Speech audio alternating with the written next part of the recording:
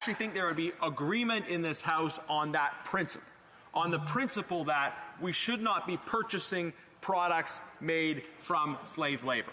But the problem has been the complete absence of will on the part of government to implement this. As my colleague has said, we have seen actually no shipments stopped coming of products coming from the Uyghur region in China as a result of slave labor. There was one case of a shipment that was stopped and then subsequently released.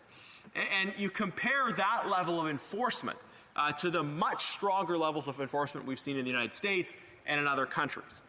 At any time we have a total gap of enforcement on an issue in Canada, you could say a similar thing about foreign interference, frankly.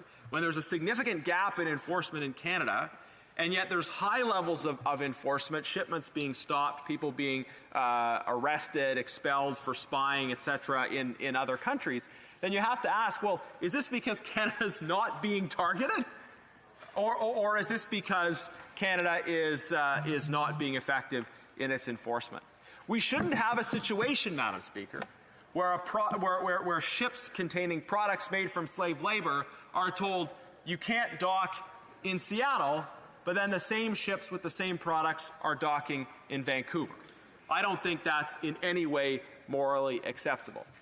Now, let's acknowledge as well that international supply chains are complicated, that saying as a moral absolute that we shouldn't be importing products made from slave labor is something we can, I hope, all agree on. But on the other hand, figuring out the systems and processes that are going to get us there is potentially challenging and complicated. But what my colleague has said, rightly so, is that we should simply work with the Americans, collaborate, align our enforcement, use the information and the research that they've already gathered, and that actually makes the enforcement process much simpler.